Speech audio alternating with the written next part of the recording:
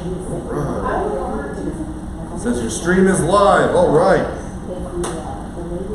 So those who are on, well, not on the stream just yet, but watching the recording, welcome. Glad to have you. We are back from our 1-week hiatus.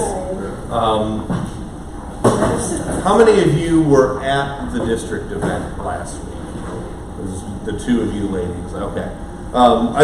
It was a good meeting, I thought.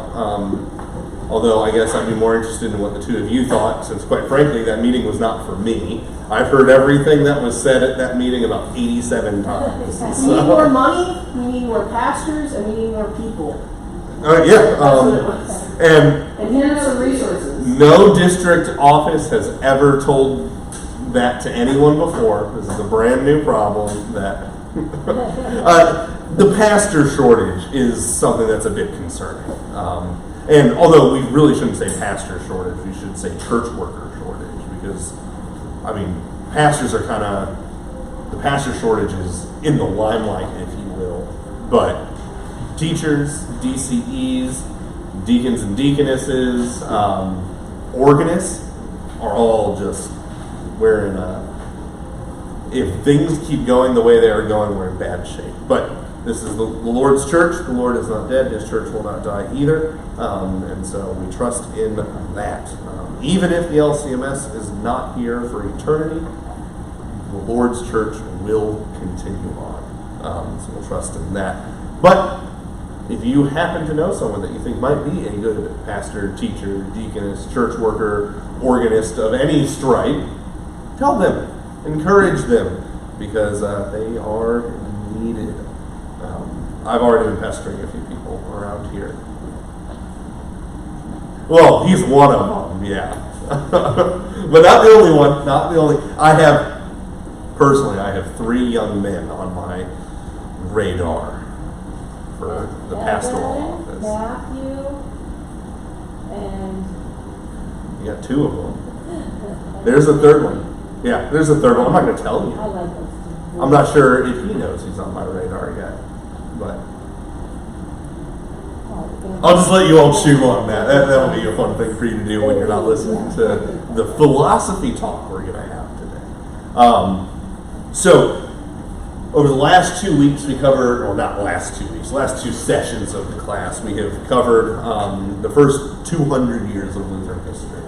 We saw in the first century how Lutheranism kind of went from the universities and spread out, kind of figured out what Lutheranism is. We had the confessional era of the church, where all those documents were being written, the various different controversies that came out of kind of Lutherans figuring out what does it actually mean to be a Lutheran? What do we believe? Let's formalize, systematize all of this.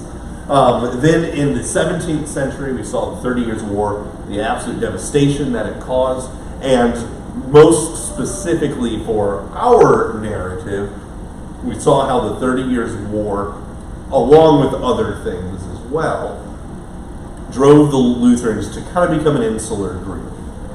What you believed, how you believed, and the way you believed became the important things. Were you a Lutheran or were you not? Who were the real Lutherans? Kind of who could you trust? There's a little bit of paranoia going on in this sort of thing. But doctrinal subscription, confessional subscription became really the litmus test for who is a Lutheran and who is not. Right? If you don't confess the Book of Concord, you're not a Lutheran. You might call yourself a Lutheran for political reasons, but you're just not a Lutheran. Right? And we can kind of see how all of this, even now, impacts the culture of who we, as the LCMS, is as Lutherans. Something Wright and I were talking about before the class got started that I didn't really talk about in either of the last 2 classes, although next class we're going to look at it in more detail. Lutherans are not staying in Europe, right? Now, the Lutheran hubs are Germany, Scandinavia, these kinds of areas. But people are going to the New World, right? Remember, 1517 is when Luther nailed the 95 Theses, so just a couple decades after the Americas were discovered, right? At least discovered by Europeans. I happen to recall there were a lot of people already living there. And if a German moved to the Americas and he was a Lutheran or she was a Lutheran, well then guess what moved into the Americas with them? It was their faith. Some of the early settlers of Georgia, for some of our history, are Lutherans. Some Lutheran groups that were moving over there. In fact, and we can make this as our stamp of honor, the first orphanage in the state of Georgia was founded by Lutherans that came over here. I was also talking to I don't remember when exactly it was, but Charles Wesley, the guy who kind of did the Methodist Church, when he came over on a boat, he was with a bunch of Lutherans. And there was this giant storm, everyone almost died, and Wesley made great note that everyone on the boat was panicking and freaking out, except for these weird Germans who were just over in a corner praying to themselves. They were some German Lutherans. And in his memoirs, he talks about them. This is kind of a pivotal moment in his life, seeing the faith of the Lutherans. Now, he didn't become a Lutheran, but you can't fault everyone for that. So, throughout the entirety of the history of Lutheranism is moving into not only the New World, but globalism is just beginning to start. Right, we're starting to get out of the age of exploration, and people are, right, because of industry and economy and all of that, going around, Europeans at least, are going around the world. And we'll see a little bit of that at the end of today's class of Lutheran, with Lutheran missions, Lutheran missionaries that are leaving Europe and actively going as missionaries to some of these other areas of the world. We'll get to that. But next week is where I've chosen to really hit the Lutherans coming to America, not because the Saxon immigrants were the first Lutherans in America, because they were not by a long shot, but because the LCMS comes from the Saxon immigrants that came over in the 19th century. So that's where they get put in. But there are, even by today's class, there are already large German populations, primarily up in the Minnesota region. And over in New York, there was another, or the general New York area, there's another fairly large Lutheran population there as well.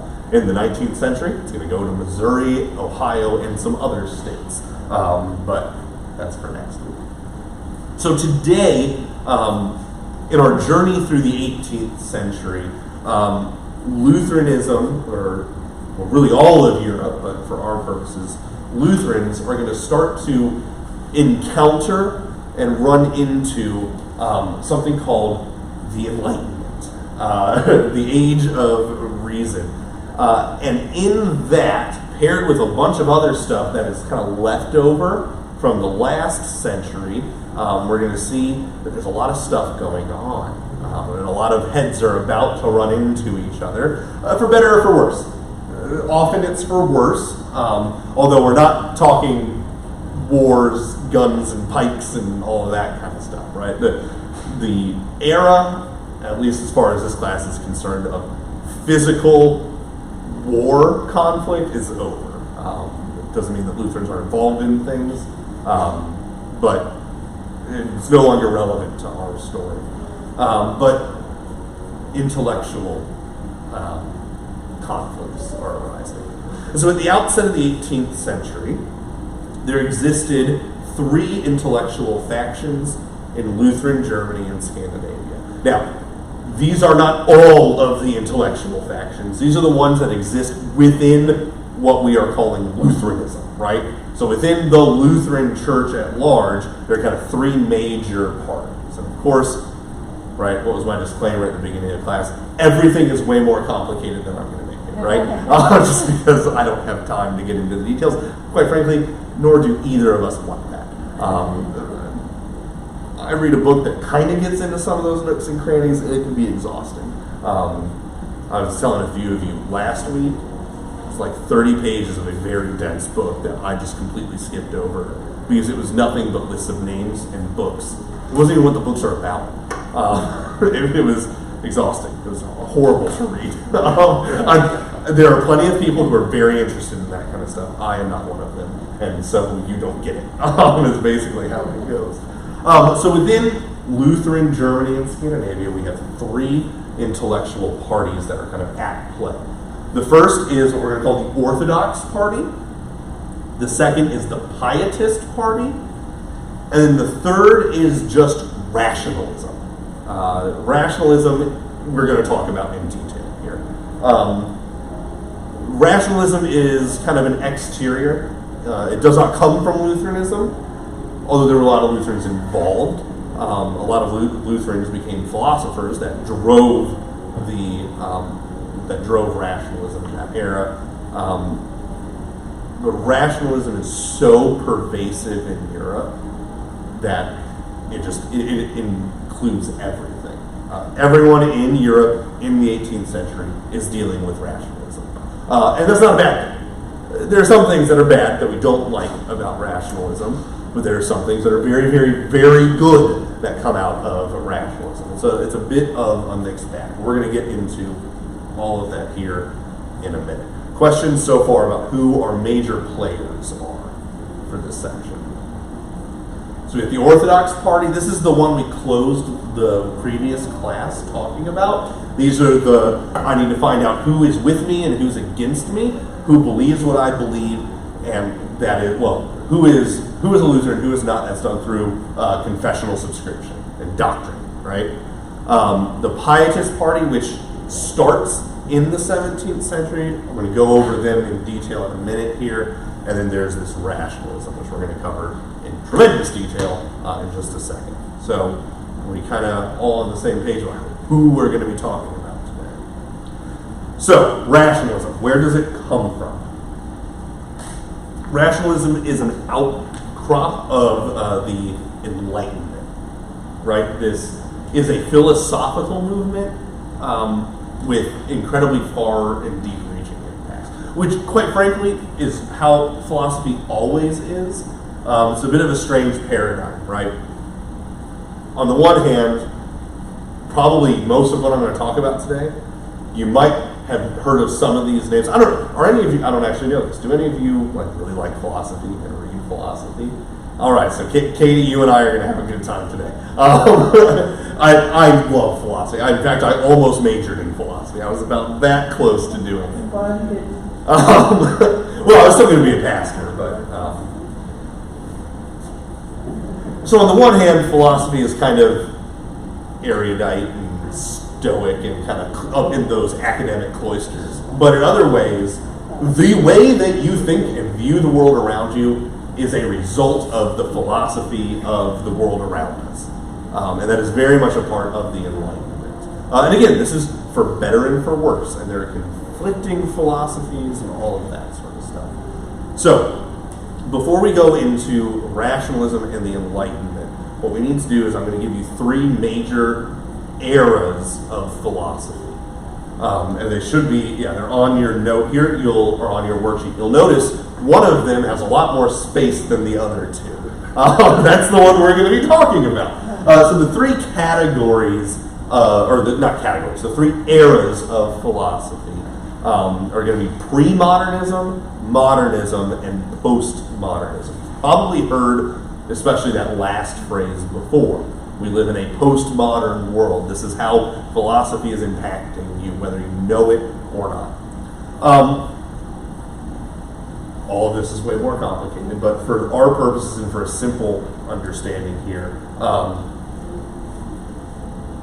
these eras are defined by what Pontius Pilate's famous question, right? Quid est veritas? What is truth? Right? Very philosophical question. And so it's a question of what is truth and where do you get it from? What is its source? Right? And these three eras are distinguished by how those two questions are answered by most philosophers. And again, people are different, right? We live in a milieu. So pre-modern philosophy says that objective truth does exist. There is a belief in objective truth. However, objective truth is unattainable by the individual and therefore must be provided by the divine or divinity. an easy example is this is the Christian worldview, quite frankly, right? We view God as the arbiter of objective truth, and the only way we know that objective truth is for him to tell us, in our case, through the pages of Holy Scripture. This is how most pre-modern philosophies work, but not all of them. Not all pre-modern philosophies require religion in this sort of sense. The one that really comes to mind here is Plato. So Plato in his Platonic philosophy requires divinity. He calls it the unmoved mover, but there's no faith aspect. And you can grasp objective truth through the emanations of the Platonic forms, which, let me tell you, is fascinating stuff. That sentence I just said is why we talk about communion the way we talk about communion, but it's not what we're talking about here today. And so if you have no idea what emanations of the Platonic forms in the mind of the unmoved mover means, don't worry about it. It is completely irrelevant to our conversation. The point is, you don't have to have a God handing down divine revelation in the pre-modern system. It happens a lot, but not exclusively. The modern era, so we have pre-modernism, objective truth exists. You cannot get to it unless God gives it to you in one form or another. Modernism says that objective truth exists, and it is obtainable by means of human reason alone. That last part, the alone, is the conclusion of modernism. Early on, and we're going to talk a lot about it, early on, that alone part doesn't exist yet. By the time modernism has run its course, human reason is the only arbiter of objective truth. Finally, in postmodern philosophy, let's see, how do I write it down here? There is no objective truth. Or, if there is objective truth, it doesn't matter, because you cannot get to it. The only way that any of us arrive at anything approximating truth is by making that truth for ourselves.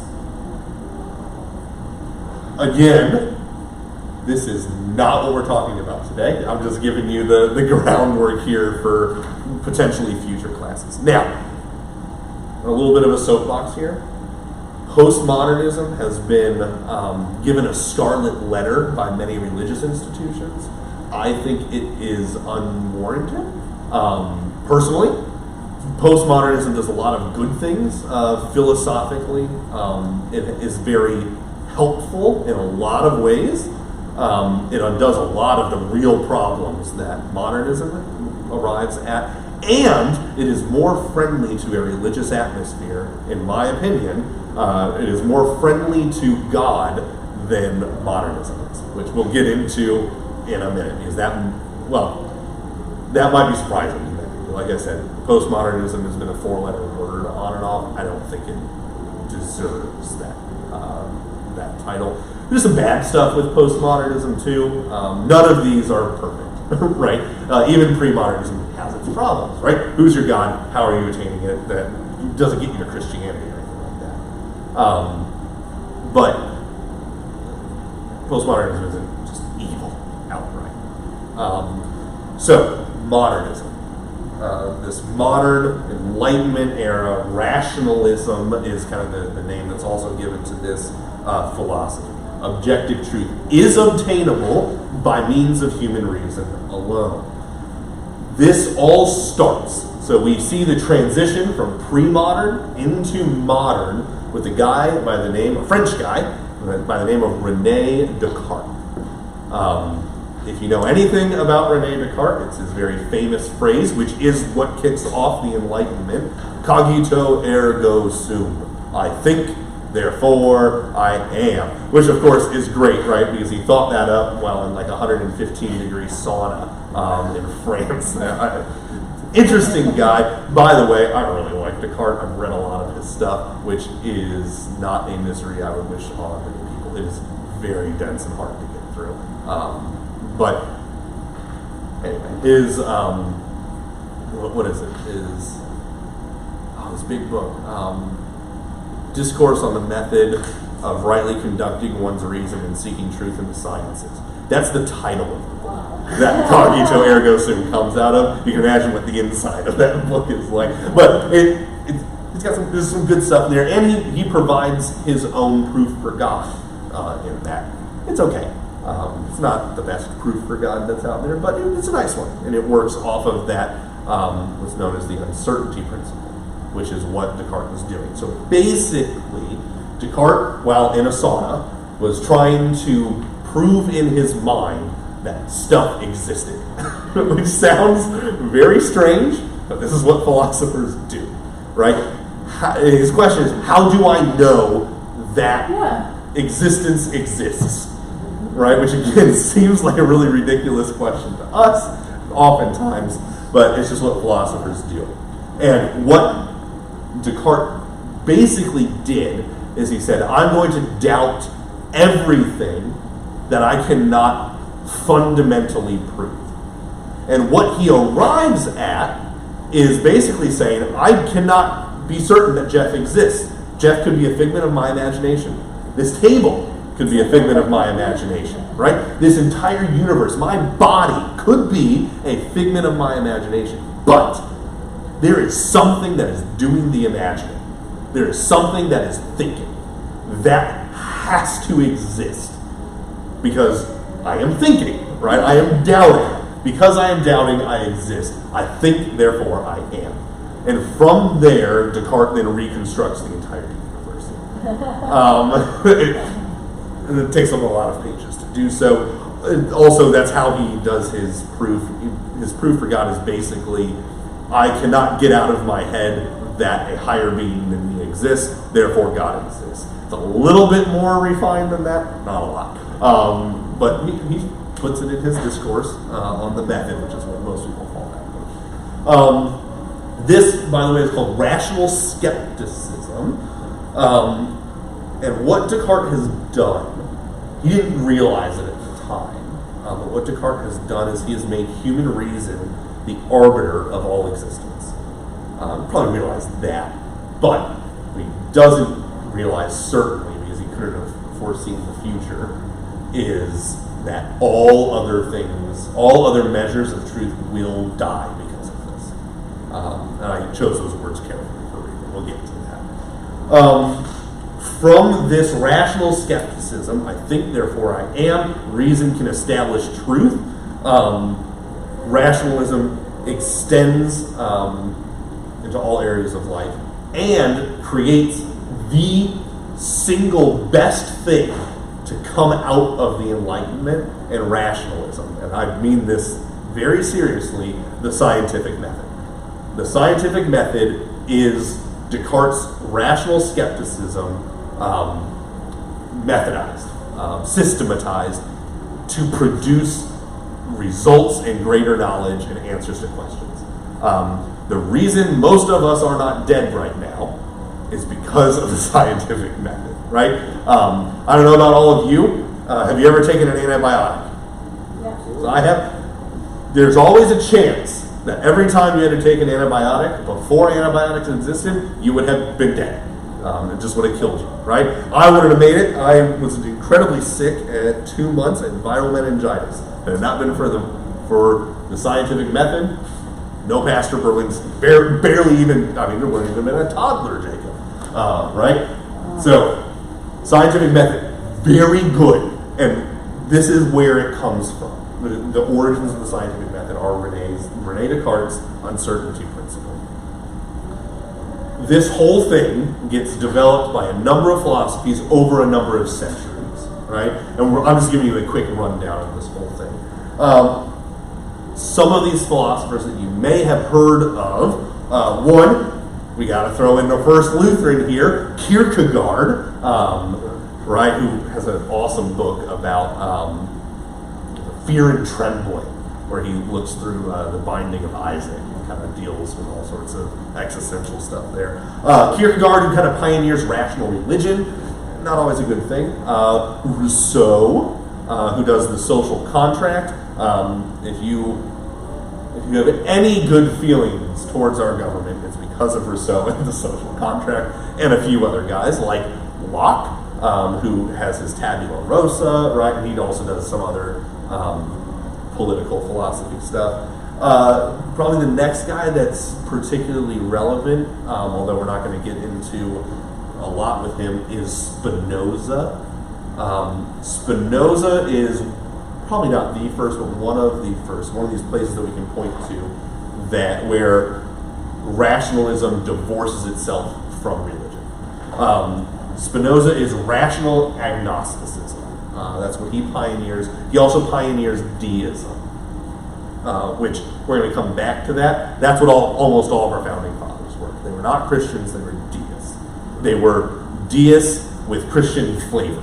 Right? So the flavor of Jell-O that they were was Christian. The flavor of deists that they were was Christian. But not all of them. There were real, true, solid Christian founding fathers. There were. But people like Thomas Jefferson, he's far on the other end, right? He has his edition of the Bible where he just takes a knife and he says, well, all this is nonsense. Here's the real Bible, right? That's coming out of this rational agnosticism and deism, which we'll talk more about that particular thing a little bit later when we see all these different ideas coming to a head with one another. Rationalism culminates with a philosopher named Immanuel Kant. He's a 19th century philosopher. Kant is fantastically complicated and very difficult. I've had to read some of his books and they're not fun. But basically what Kant does, at least for our purposes, is he says that human reason is the final word on all things. It is the final word on truth.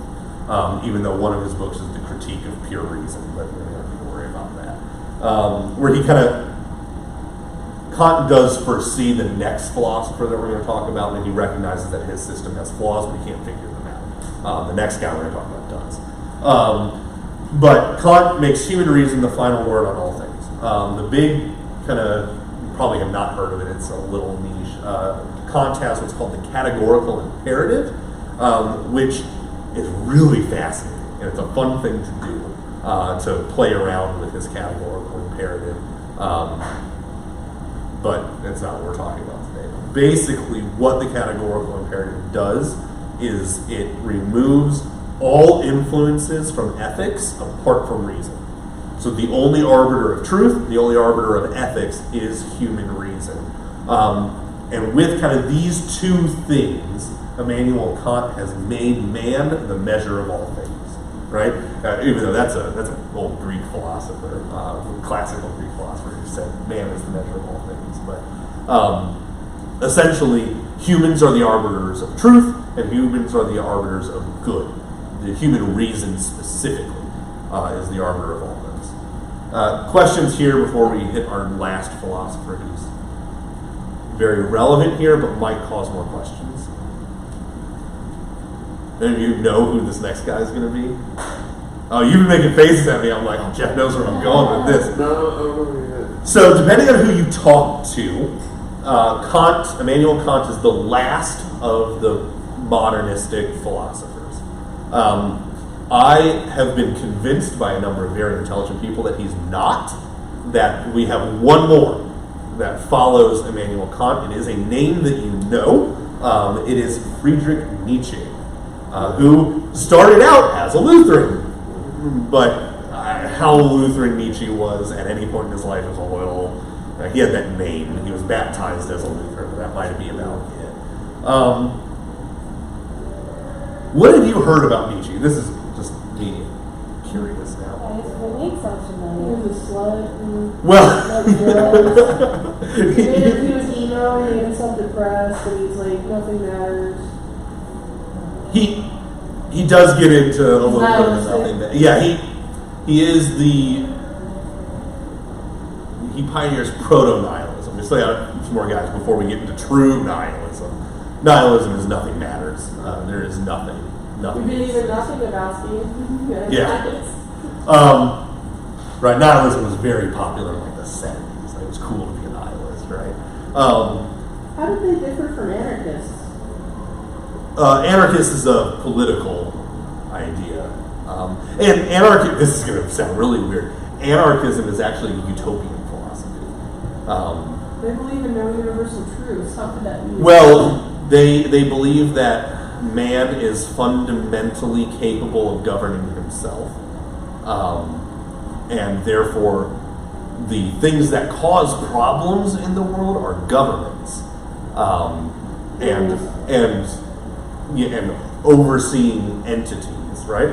Well, I mean, there's something to that, right? Who's starting massive world wars? Well, it's not just Joe Schmo over here, right? It's nations and these sorts of things. And so the anarchists say the solution, because all humans are capable of governing themselves, is to get rid of all governing authorities. Hence why anarchism is actually a utopian philosophy. It falls under that category because I see it now. they kind of think everything would be sunshine and rainbows if we just got rid of all the governments. Which asked the Russian Revolution how, because they had a very large anarchist party that almost won the Russian Revolution. But instead, the commies won, right? Communists were red, the anarchists were black, and then the imperialists were white. So it was the red, the black, and the white fighting each other. Anyway, I just finished a couple months ago a 150 or so hour podcast on the Russian Revolution. Fascinating, really well done. Really gets into the nitty gritty with all of this. I was shocked. It took this guy like 125 hours to kill off the Romanovs, right? I mean, I've seen Anastasia. That's like the first thing that happens, isn't it? Apparently not. It's also nothing like the movie. Shocking. That's not what we're talking about. No. So, Nietzsche. Nietzsche recognizes the problems with Kant's pure reason and kind of drives him to his inevitable conclusion, which is why I put him in the camp of a modernist philosopher, although what he does is he closes the door on modernism and opens the postmodern. So he's a transitional philosopher. You can say he's the last modernist and the first postmodern philosopher. Basically, this is how Nietzsche's thought process goes. If man is the measure of all things, and human reason is at the center of man, at the center of all things, as the arbiter of truth as well as good, then, and if you have heard of Nietzsche, this is probably why, then God is dead and we have killed him, right? That's a Nietzsche quote. It's out of his book, The Gay Science, although he also brings it back in Thus Spoke Zarathustra. What's your reaction to God is dead? Because I think most people have a massive misunderstanding about this, which is probably not encouraging you to answer that question. Wasn't it like reducing? They wanted to, in order to fill themselves on a level playing field, they tried to reduce religion to just another philosophy. I think that's how most people tend to think. And then saying like, oh, you're over, you're canceled. It's dead. Yeah, that's how most people kind of view this. This is not what Nietzsche is saying. Okay. In fact, and I probably should have put it in here, go read the full quote, because it is, the statement that God is dead is not a triumph, or a victory speech. It's a lament, right? Nietzsche says, it's God is dead and we have killed him. We have become the murderer of all murderers. What shall we do to wipe the stain of all stains off of ourselves, right? So he was lamenting like the overthinking process that he had himself. So what he's lamenting and what he's recognizing, he's not inventing it. Away Christianity. He says this is what Europe has already done. Europe acts, thinks as if God does not exist. And therefore, according to Nietzsche, it doesn't actually matter if God exists or not, because we don't act like he does. And so, and that's, boo-hoo atheism, right? Which is true. What Nietzsche's also recognizing is if God is dead, if we have killed him and we have put ourselves in his place, which that's also in the quote, I think he says, we must make ourselves gods to even believe we might be worthy of this act we have committed or something. What Nietzsche is recognizing is if we make ourselves to be gods through this act of human reason, then bad things will happen and there's no way of stopping it. Which he was super right about. Right, we're driving towards some things here, right? So this is an absolute lament. Nietzsche is very concerned about this, and he has no way of fixing this problem. That's why he says God is dead, not God. We kicked God out. He says there's no way to come back from. Right, we've opened Pandora's box. We cannot come back from this. We're doomed. This is very much a humanity is done. We're toast because we ruined ourselves, basically. So God does not matter because humanity, particularly the strong, is the arbiter of all things. Particularly the strong. If you know God is dead, and you know one more thing about Nietzsche, it's probably, by the way, I don't actually know how to say his name, so that's why. Nietzsche, no, I don't know how to say that one either. This is the Ubermensch, the Superman, right? How many of, it's actually, Nietzsche's idea here has come back recently, especially with COVID. COVID brought one of these Superman thoughts back. How many of you have heard the term sheeple? Right? I'm not with the sheeple. They follow the masses. I'm my own person. That's Nietzsche. That is his thought. So what Nietzsche says is it is not actually humanity, the individual, that becomes the true arbiter of truth. Because most people are too weak to admit that God is dead and take up the mantle for themselves, to fill that place on their own. He says that takes a certain kind of person, the person that he calls the Ubermensch, or the Superman. That the Superman, the Ubermensch, will go into this category, make himself God, the arbiter of truth, and impose his will on others. This is the will to power, right? You may have heard that phrase as well. Everyone who was posting on Facebook about how they're not sheeple likes to think that they are in the category of the Ubermensch. They are not. I can say that just point blank, carte blanche. I am not in the category of the Ubermensch. None of you are in the category of the Ubermensch. There have been extremely few of these people that fit Nietzsche's description in all of human history. And in fact, the one that really does fit this mold, that's top of mind and very recognizable, is Adolf Hitler. Jesus does fit this category as well, but he's also God, so it's a little bit different. No, and Hitler's idea was, I want a country of Ubermensch. He was reading Nietzsche. This is where Hitler's ideas, a part of where his ideas come from, was out of this sort of idea. He says, I want a country of Ubermensch. Because that would be the superior race that would make the Third Reich, the 1,000-year empire, all that kind of stuff. Well, you can't have a country of Ubermensch. It is not possible. Unfortunately, Hitler was in that role, right? He was an individual that possessed the will to power, and he did extraordinary evil with that, right? I mean, he brought his entire country, right? The whole Nazis, all of them. You will know all of the history there, right? He used his will to power to impose his truth upon others who followed him like sheep. Nietzsche doesn't say sheeple, but he does say that we are the sheep following the Ubermensch. And he, right, committed genocide with it. That's what he chose to do with his will to power, right? So, you don't want to be an Ubermensch because almost always bad stuff happens, and which Nietzsche recognizes. Because, right, Spider-Man, right?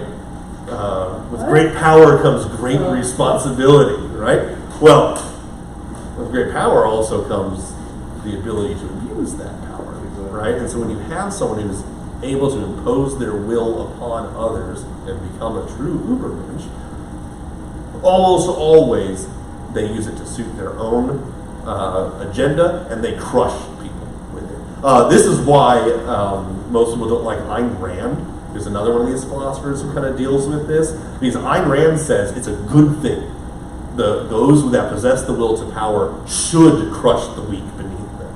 And like, how many of you have ever given money or food to someone who's homeless? Ayn Rand would say that is immoral. Why? They're weak. Let them die. That's Ayn Rand.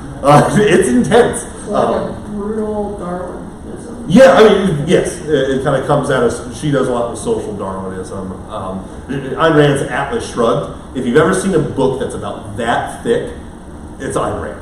Her books are enormous. But no, I mean, so Nietzsche and Rand, for that matter, although Rand's kind of a postmodern philosopher, they both recognize that this is a very bad, well, Ayn Rand calls it good, but it's a very bad thing. That's why Nietzsche's lamenting this.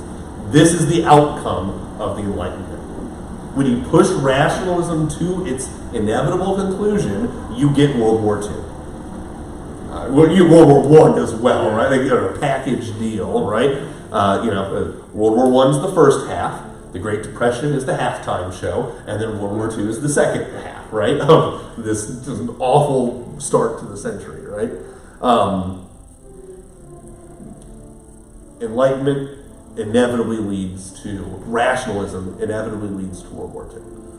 That is just what happens when man becomes the measure of all things. And then those who are powerful recognize it and use it to their own ends. It's what bore itself out in history. By the way, this is not all we're going to talk about World War II. World War II definitely comes up. Probably not in the way you're thinking, though. In our last class, we'll touch briefly on World War II again. But good things come out of rationalism. Like I said, I would not be here without rationalism. The Enlightenment is not wholesale evil. There are good things, scientific method, that come out of Enlightenment. But some really bad stuff comes out of it, too. Which, by the way, this is kind of why postmodernism has a solution to the World War II problem, the will to power. Not necessarily a great one, but it's also not what we're talking about. All right, that was a lot, and it was a lot of philosophy.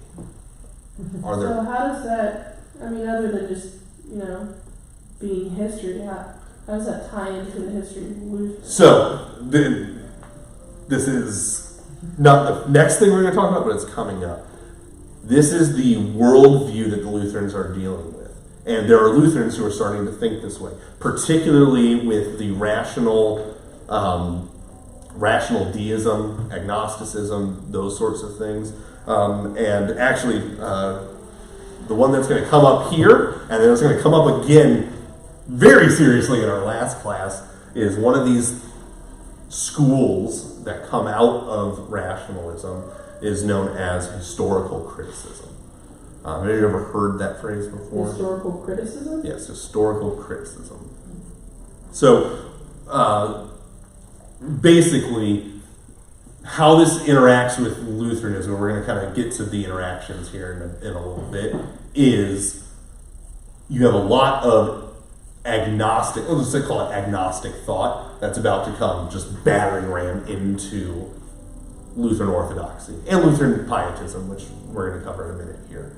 And then how they are interacting and kind of the outcomes of that are why this is included. Also, it was longer than it probably had to be because I like philosophy, so I'm going to give you the full picture. But, as I said, rationalism and particularly historical criticism is going to be a major driver of the events of the 20th century that we're going to cover. Basically, if it were not for historical criticism, the ELCA would not exist. And this is where it comes from. So I'm laying some foundational work for something that's going to happen in 200 years, basically. So historical criticism comes out of rationalism. So during the influx of rationalism in the Enlightenment, traditional views of the Bible began to be questioned. These are things like, well, the biggest question of this day was authorship. Who wrote it? Who actually wrote the Bible? And that's how the question was being asked, right? Up until historical criticism, who wrote Isaiah? Isaiah. No one asked a question about it, right? Who wrote John? John. Now, all of a sudden, with historical criticism, you have people saying, well, Ezra and Nehemiah could not have been written when they were. They had to have been written around the 100s BC, right? Paul certainly didn't write Ephesians. Are you crazy? Right? And so who wrote these books of the Bible starts being questioned. That's one of the first areas, but it also questions the transmission of the text. How did we get what we got, right? And really what is at stake here is inerrancy and inspiration.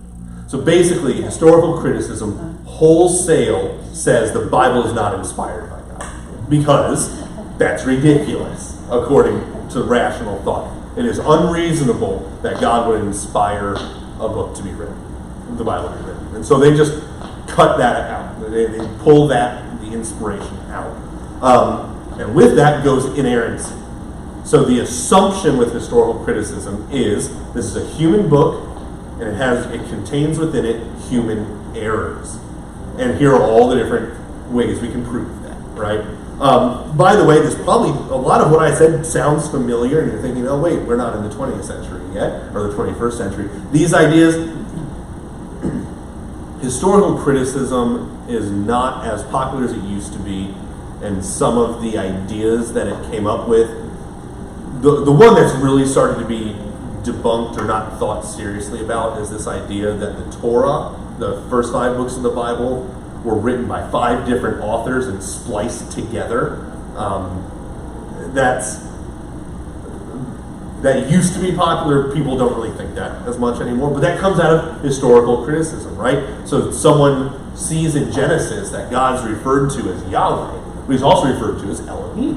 It was like, well, obviously, different authors. And so you have the Yahwist author, and you have the Elohimist author, and then you have the priestly author, so anything about a sacrifice, or anything that has to do with the temple. That was the priestly class in the intertestamental period. They must have written that part and put it in there. And then you have the Deuteronomist.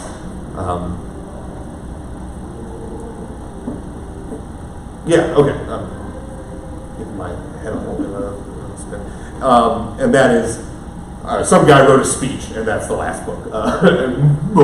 Almost all of the Deuteronomist author is the book of Deuteronomy, which is why it has that name. And this is something that was really popular for a while, especially in the 1960s. People tend not to think that anymore. There's also, you might hear of Matthew using a different source. And that's the manuscript that's known as Q. Yeah. Now, have we ever found Q? No. Have we ever found a scrap of Q? No. But it had to have existed for all these weirdo reasons, right? Of course, we have no evidence for it other than people reading things into the writing.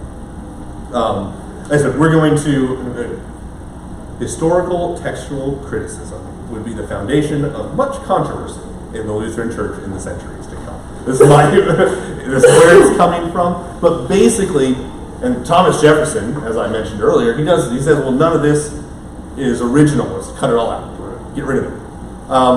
There is something known as text criticism, which sounds a lot like historical textual criticism, but it is doing a similar thing but from a very different direction.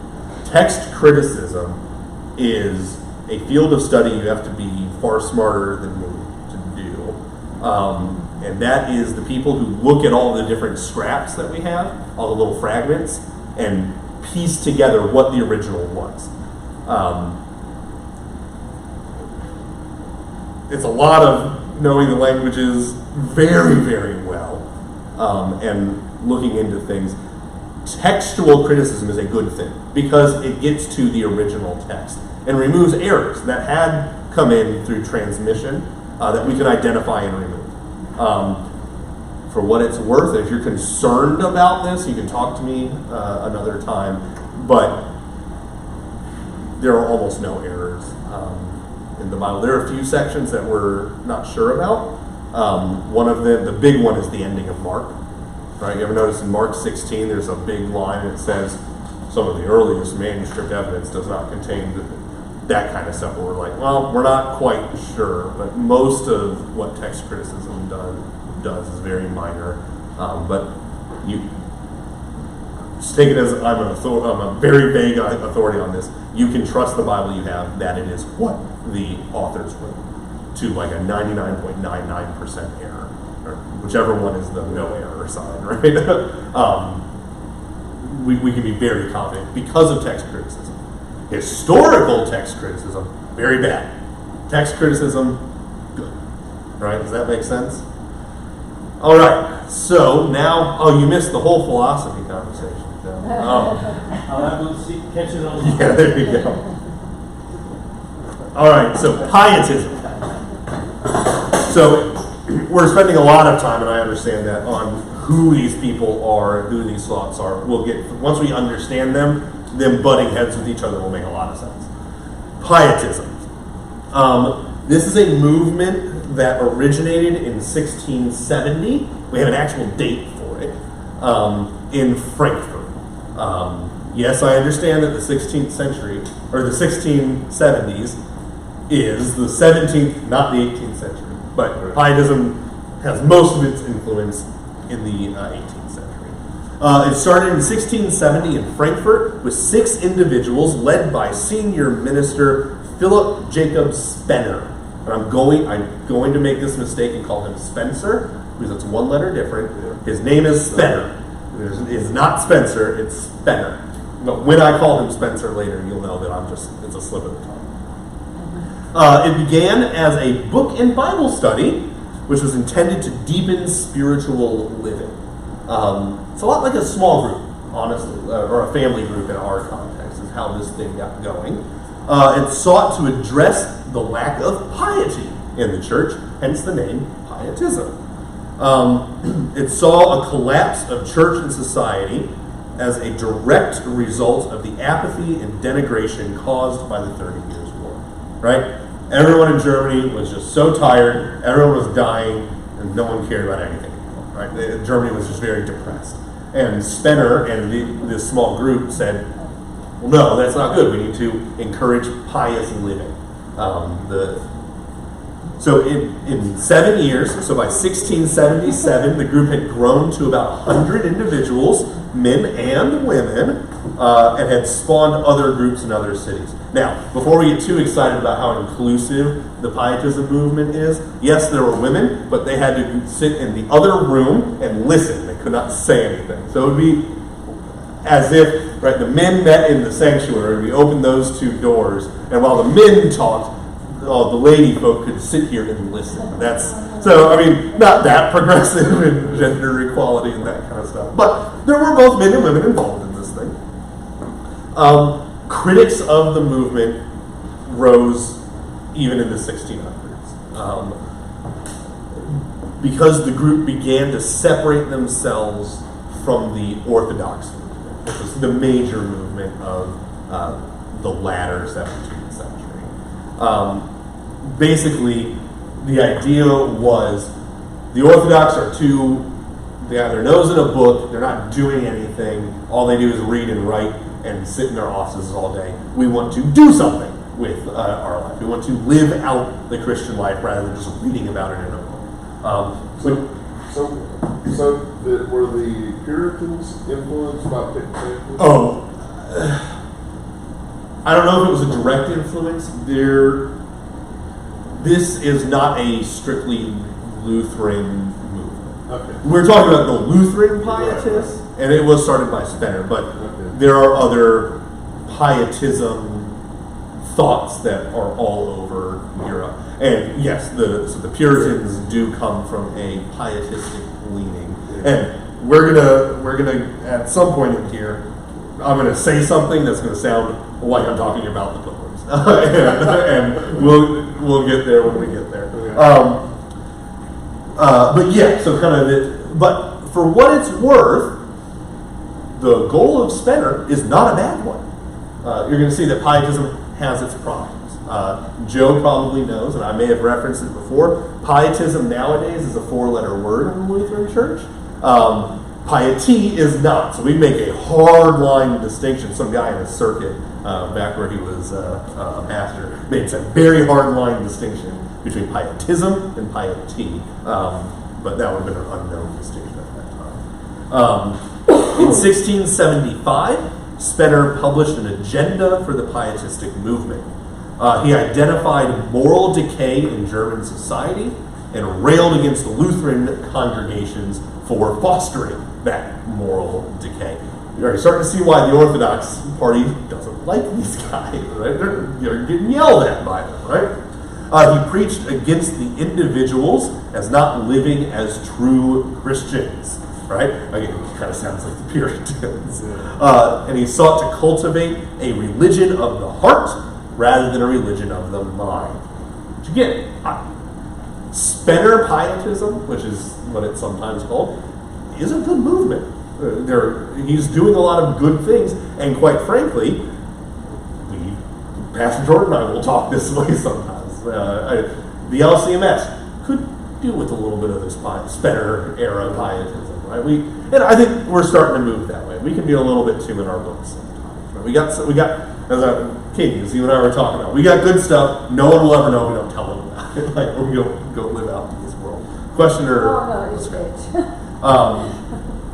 So Spener and his movement sought to shift concerns away from preservation of doctrine and toward purity of living, right? And here's my side note that unfortunately Bill Lawrence is not here for. Spener was not the first Lutheran to do this or to call out not unchristian living and to have calls towards piety. The most notable individual to do this in the 17th century, the one that Spener was inspired by and drew directly from, is a man named Johann Arndt, who stressed the importance of true repentance and new obedience. And I was just going to ask Bill if there was any relation. Oh. I have no, it was 300 years ago, or more than that, 400 years ago, so who knows? Spener sought 4 concrete changes within the Lutheran Church. So these are the 4 goals of Spener era pietism. And I'll read them out and then I'll let you guys tell me what you think about these. More extensive use of the Bible beyond the lectionary readings. Greater involvement of the laity in church ministries. Emphasis on the cultivation of Christian love. And a shift in pastoral training away from theological disputations and towards theology as a practical discipline. Sounds good. I agree. Now, there's a part of me that wishes that all I did at seminary was read books, right? But we have the whole practical department, which I roll my eyes. It's a good, helpful department. It was just a little bit too touchy-feely before we had the seminary. But no, all of these are good things, right? I mean, yes, it's nice if your pastor knows everything, but if he can't talk to you about it or communicate it, it's useless, right? If all we're doing is writing dusty old books that are going to go off the printer dusty and never get any cleaner, then what's the point? But using the Bible outside of the lectionary, that's a good idea. I like that, right? We do that a lot in this class. Greater involvement of the laity in church ministries. Man, if Pastor Jordan and I, all we had to do was preach and administer the sacraments, and you guys did everything else around here, we would be in heaven. So we like that one a lot. Emphasis on the cultivation of Christian love. Have you ever heard one of my sermons? I don't use the cultivation word, but Christian love is in a lot of my sermons, right? It's the go and do part. And then we already talked about the shift in training. So these are good goals. Through Spener, the pietists saw themselves as converting theology into practice. And they composed a poem to describe themselves, which my guess is it didn't translate well, because it's a bit of a word salad, but here we go. He who on God's word in his study feeds, and then accordingly also a holy life leads. Right? So read the Bible in your study, and then go live a holy life. I mean, that's again, I'm not going to use that poem to describe everything, but again, my guess is it sounds better in German. No, I can't read German, and it was in English when I saw it. So, Spener, right? You may have noticed we have Spener era pietism. That means that there's a post-Spener Pietism. So Spener's influence was largely felt in the universities and city congregations with revival-style movements. And they inspired a lot of other folks to get these Bible studies, follow these 4-point plans, and all of that kind of stuff. At the time, preachers and congregants reported conversion experiences as a fairly ecstatic movement. The emphasis on personal piety and reform of life, along with the ecstatic nature of the Pietist movement, sparked backlash from the Orthodox movement, right? There was probably some not great stuff going on with I don't know. If you're anything like me, anytime I hear revival, there's some warning flags that are going. Now, revival, in its truest sense, is a good biblical godly thing. Every one of your baptisms was a revival. However, some of these revival movements can get a little, as our first vice president would say, a little goofy and spooky. Like some weird stuff can be going on there. So just be careful with revivals. So it sparked backlash from Orthodox Lutherans, and here's the key, the expulsion of many of the Pietists from universities and congregations. So the movement started in the city, they spooked the Orthodox, who were the ones who had all the powers, and they kicked them out. And so, what happens? Well, the movement goes rural. There were a few cities that really liked the Pietists, where they had their own universities. There's a Hale University, became a center of Pietism. But for the most part, the movement, near the end of Spener's life, and with the folks that he was teaching and inspiring, they all went out. Not necessarily because they wanted to, but because they got kicked out. You go do your goofy, spooky thing over there in the farm. I'm not there, so I don't care. Sort of idea is going on. So soon after the Orthodox backlash, the Pietists moved their focus specifically to the poor. They founded and funded many orphanages, public schools, and the printing of very, very low-cost Bibles. So basically, they're caring for the poor, and they were getting God's word to the people. That was a big emphasis of the Pietist party, which is always, there's a Lutheran character of give people God's word, right? In 1713, the Prussian king, Friedrich Wilhelm I, we're going to meet another Friedrich Wilhelm next week, but the first, King Willie I, began associating himself with Pietist pastors. He liked these guys.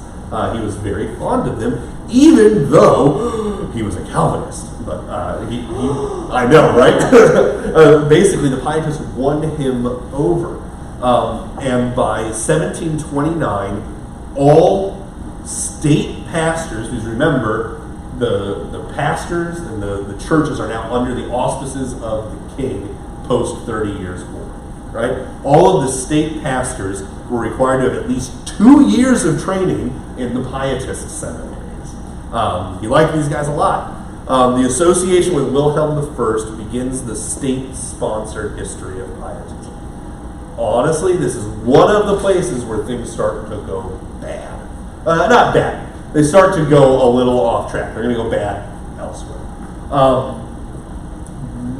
Basically, what Wilhelm did is he liked these guys, he liked what they were doing for the poor, and so the Pietists became the social arm of his kingdom. So they were the welfare department, right? Anyone helping out, if the poor were ever complaining to Wilhelm, he sent the Pietists to go deal with it. So they, in a lot of ways, they stopped becoming truly church-oriented and are now kind of an extension of the state. They're welfare. That's what they do. They're an extension of the king.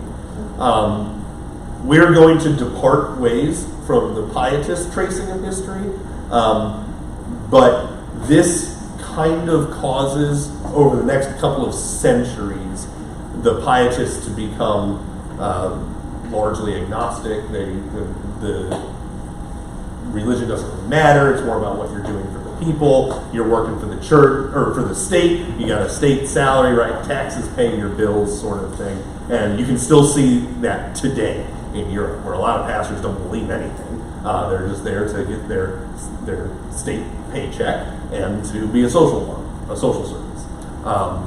And this is where that starts. But we're not going to trace that history because the Pietist movement kind of goes wrong enough in this century that the vein of Lutheranism that we are running with has departed from it. This is where that starts. Outside of Prussia, spiritualism joined itself to Pietist movement. So spiritualism, very briefly, since we're running low on time, is basically like a mysticism, animistic, but that's probably not going to be a helpful word. Yeah. They're spiritual. I'm spiritual, but not religious crowd, right? Might do the tarot cards, crystal ball. What are they called? Stars, horoscopes.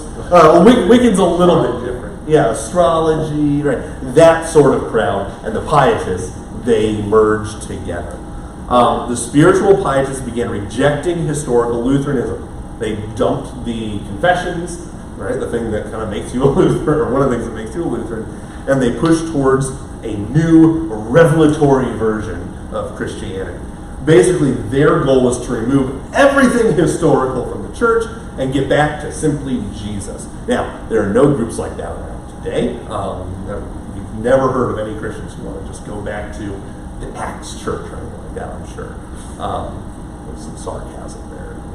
But these movements, not the spiritual, more the Pietism, the other branches of Pietism, paired themselves with the Enlightenment era historical criticism, right? So basically, when Pietism and rationalism run into each other, they merge into one thing, which is, as we said, with the agnostic charge of rationalism and Enlightenment era thinking, this is going to become a bad thing, right? And so the movements paired with the Enlightenment era historical criticism, which sought to inject human reason over the interpretation of the Bible, right? So who's the arbiter of truth in the scriptures? It's you and your reason. You get to decide what is irrational in the Bible, and you get to decide what is rational and belongs there. Okay. All right, questions. We've now covered all of our groups. So questions about any of that before we start smashing the groups into each other and see what comes out the other side? Honestly, you can probably we've already talked about a lot of these sorts of conflicts that are coming. The first group we're going to kind of deal with in more detail is the Orthodox and the Pietists. So what happens when those two groups come together? Well, I'm sure this will come as a surprise to you, but those dusty old Orthodox folks, when mysticism paired itself into Pietism and spiritualism, they were not fans.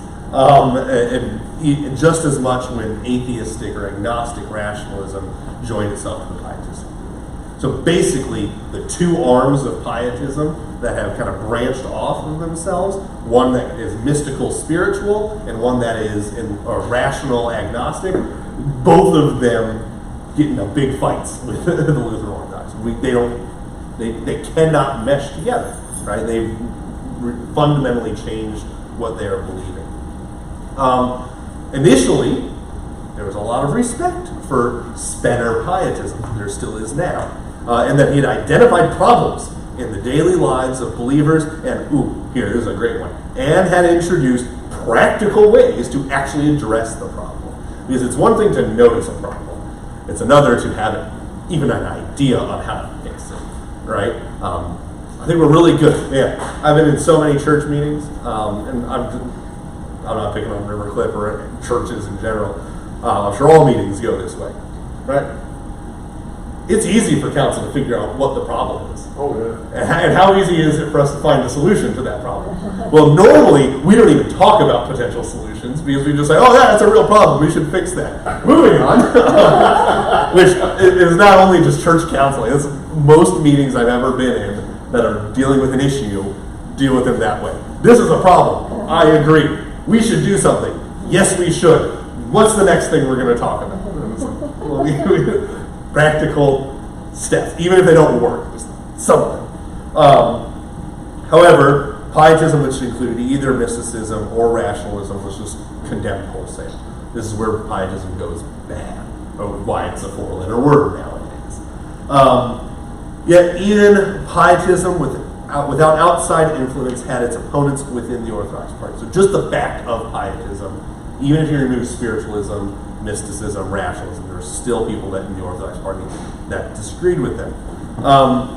Problems identified here with the Pietists include neglect of communal worship. Basically, you don't need to go to church. Stay in your little small groups, or well, it's starting to get spiritual to say God's everywhere, so you can worship anywhere. But kind of the house church sort of thing.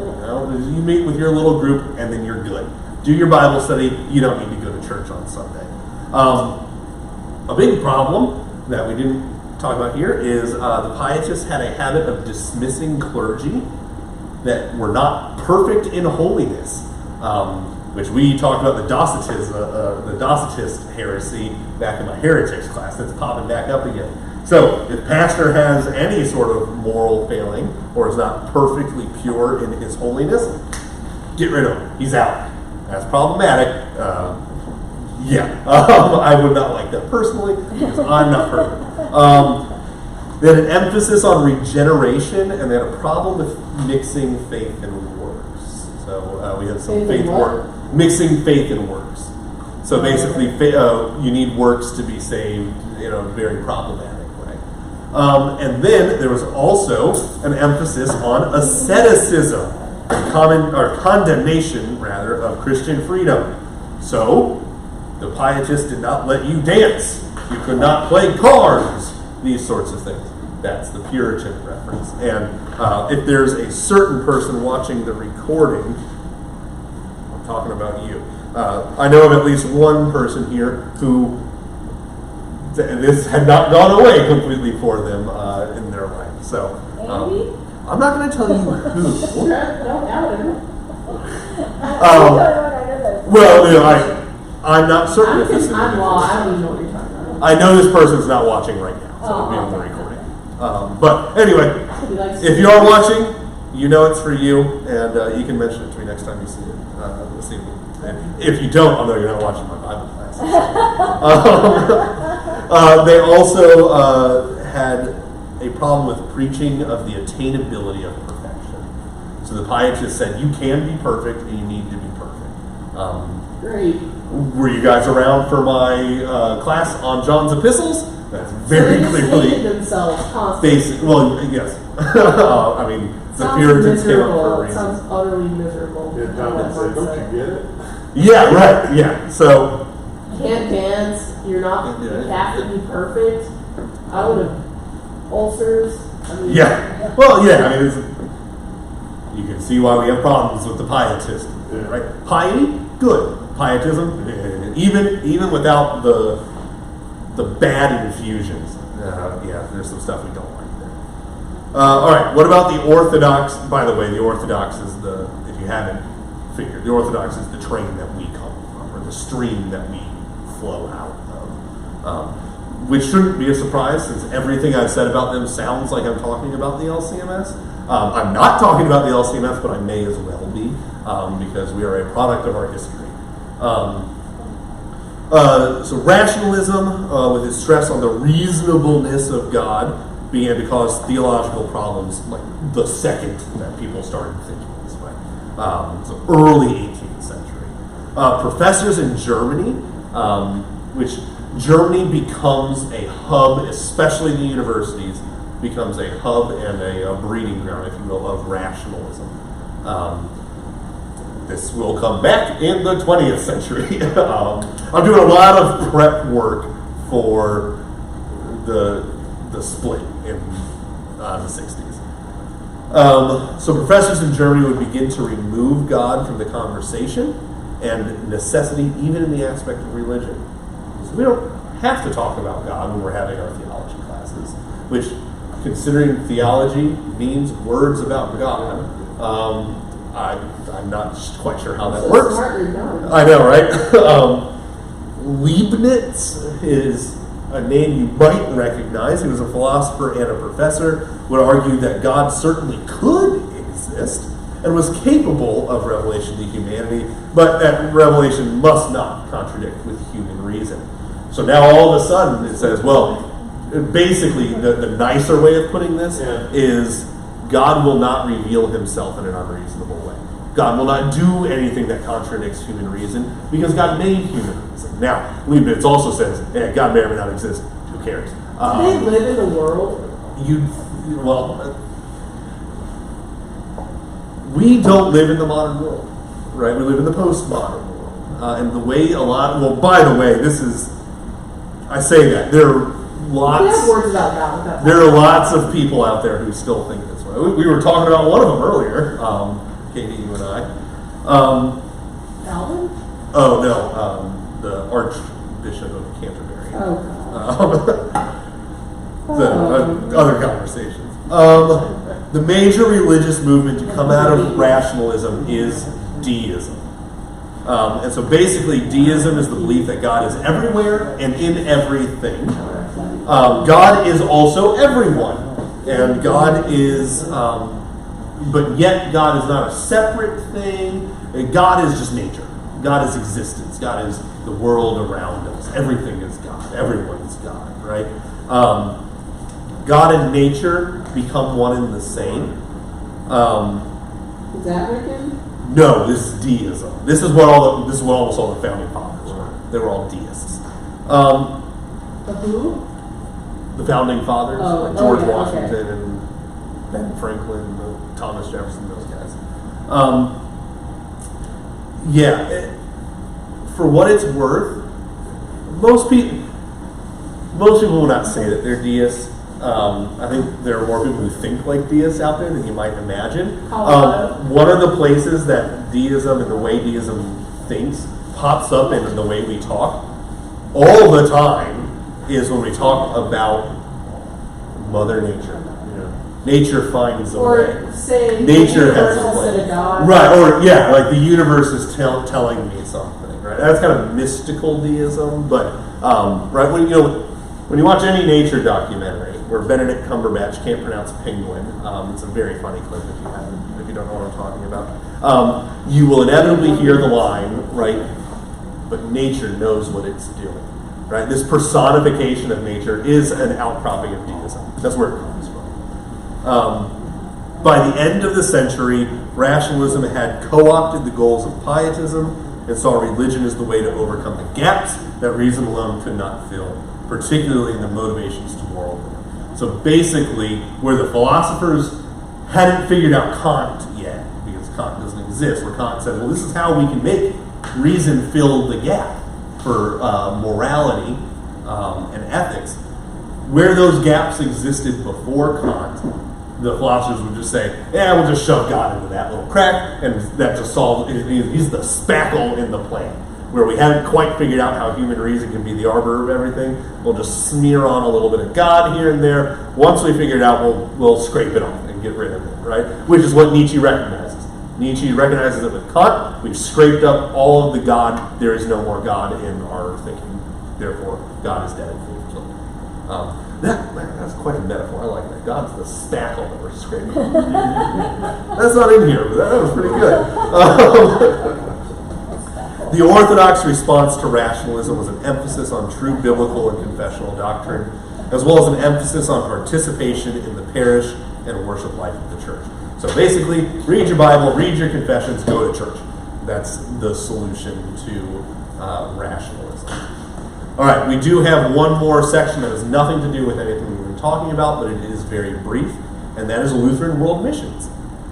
So in the 18th century in particular, you have, and this is going to sound strange, a revival of the Great Commission. It was mostly understood by Lutherans up to the 18th century that the Great Commission was done.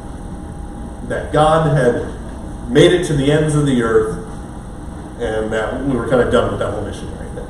Not all Lutherans felt this way, but a lot of them did. In the 18th century, particularly with Pietism, and again, people spreading out, the Lutherans kind of figured, no, God isn't everywhere. Right? The Great Commission does still apply to us. You will still, every once in a while, you'll find an LCMS Lutheran even that is utterly convinced that the Great Commission doesn't apply anymore, that it's done, we're finished with it. I'm not like that. If you've ever listened to any of Pastor Jordan's sermons, you know that he does not think that either, right? We got some horses that we like to beat, and that's one of his. Yeah, we'll see that there. So Lutheran missions began in many ways as a response to religious persecutions. So when we're persecuted, we leave. And what do we take with us? Our religion. As the various states and princes attempted to force religious change on their subjects' confessional on their subjects, should have put a comma there, confessional Lutheran groups would emigrate to places like North America, for example. We talked a lot about those earlier. While in North America, in the very early United States, Lutherans would embark on mission work directed at the non-Lutheran and non-Christian people that lived around them. Perhaps the greatest area of Lutheran mission, and this is a little bit of a self-serving comment, Lutheran mission work in the late 18th and early 19th centuries was missions to the Native Americans living west of the Mississippi, mostly because that's what the LCMS was doing. That was the first LCMS mission field was the Native Americans. And a lot of good came out of that. Missions were also driven by an increased emphasis on personal piety. Pietism had a lot to do with this, right? You are a Christian, go live it out, and part of that is showing it to other people, right? And a revival of the Great Commission, like I mentioned, with missionaries actually being trained and sent out. Missionaries going to Africa, India, China, and Japan. Those are like locations that this actually happened with. Lutheran missions in whatever century we're in, the 17th or 18th, started or established a 5-point model for mission work, modeled after one of the missions in India, which was a very successful one. I want to list them, and we're going to kind of do that reaction thing again and see which of these sound familiar. What do we think of them? That sort of thing. Here's the 5-point model for mission work. Christian education, particularly in parochial schools. Free access to the Word of God in the local language. Lutherans giving people the Word of God in a way they can understand. Like, that's just our DNA. Communicate the gospel in a way which was culturally relevant to the people. Focus on personal conversion, not specific ethnic or socioeconomic groups. So that's basically, don't only go after the prince, right? Go after everyone. And organize a church as soon as possible and install locally trained people as servants. So what do we think? I mean, it sounds basically like how we do missions, with one exception. There's one in there that might have perked your ears up, and that was the third one. Communicate the gospel in a way which was culturally relevant to the people. That's controversial today. It was controversial for the mission in India. Basically what that means is, if you need to call God Brahman, or Brahma, or Dharma, just do it, because the people will understand what you're talking about, and then you can kind of fix it once they get into the schools. It's not a great way. It's not a great way to do it. Nope. I can understand. I mean, I can understand where the thought is, right? Communicate to the people on their terms. So, okay, that's not bad. But there are certain things. The Bible into their language, but you don't change it. You don't culturally appropriate the gospel. Yeah. Because the gospel doesn't need to be appropriated to culture, right? The gospel is just the gospel. Let it stand. So, 5 of these points are 4 of these 5 points are basically how we do missions, and one of them is a little squishy. Questions on anything that we've covered today? Perfect. I've gone a little over, but I also started a little bit late, so I'm going to call it a wash. So let's close then, as we often do, with the Lord's Prayer. Our Father, who art in heaven, hallowed be thy name. Thy kingdom come, thy will be done, on earth as it is in heaven. Give us this day our daily bread, and forgive us our trespasses, as we forgive those who trespass against us. And lead us not into temptation, but deliver us from evil. For thine is the kingdom, and the power, and the glory, forever and ever. Amen. All right, thank you everyone, and I will see you all next week for the LCMS. We actually show up.